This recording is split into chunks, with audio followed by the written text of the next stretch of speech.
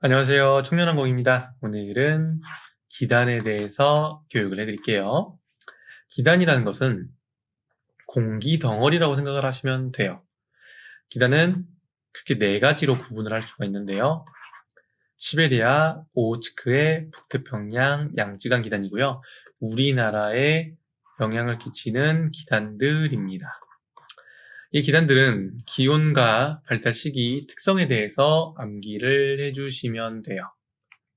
그게 어려운 내용은 아니기 때문에 발달 시기별로 기억을 해주시면 좋을 것 같습니다. 다음은 전선인데요. 기단과 기단이 만났었을 때 경계를 이루는 것이 전선이라고 합니다. 전선은 크게 네 가지로 나눌 수 있는데요. 첫 번째 온난 전선은 더운 공기가 찬 공기를 타고 오를 때 이동 속도가 느리고 기울기가 적은 전선을 말합니다. 그래서 실제로 이런 식으로 따뜻한 공기가 타고 올라가고요. 한랭 공기도 같은 방향으로 진행을 하게 됩니다. 넓은 지역에 걸쳐서 강수량이 나타나긴 합니다만은 강수 강도는 약하기 때문에 엄청 큰 피해를 주진 않아요.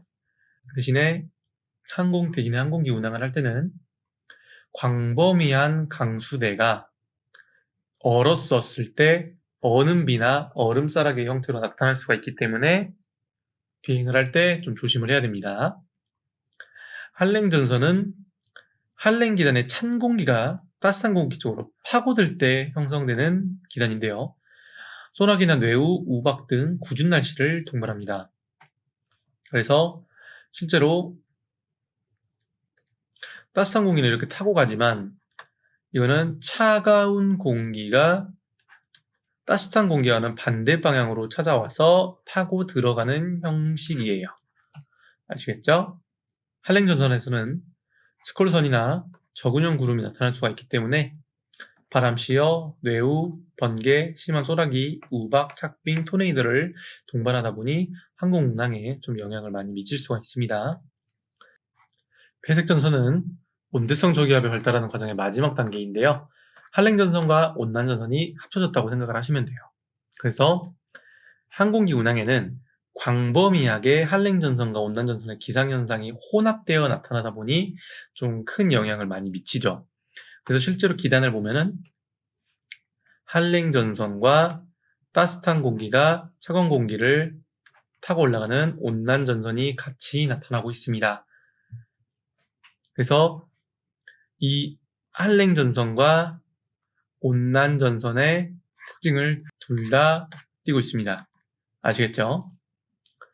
그 다음은 정체전선인데요. 정체는 말 그대로 정체되었다, 움직이지 않는다 라고 생각하시면 돼요. 굉장히 천천히 움직이거나 거의 움직이지 않기 때문에 한 지역에서 기상현상이 지속적으로 발생을 하는 거가 문제입니다. 그래서 지금 보시면 거의 움직임이 없죠? 보통은 이렇게 움직임이 화살표로 표시가 되어 있어야 되는데 움직임이 거의 없어요.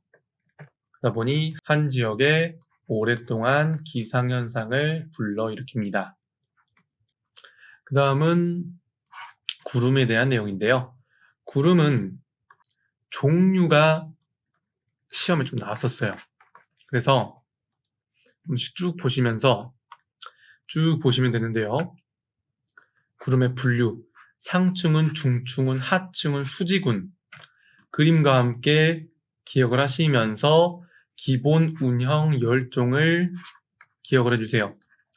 시험 문제에서는 특징을 설명하고 그에 맞는 구름이 어떤 구름인지를 물어봤습니다. 그래서 각 구름마다 특징을 기억을 해서 준비를 하시면 돼요.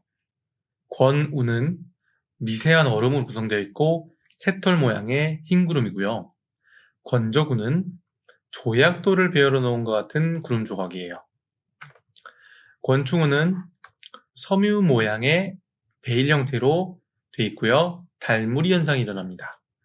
고저구는 엷은 판자나 둥그스름한 덩어리 구름 조각들이 모여서 백색 혹은 회색 구름이 나타나고요.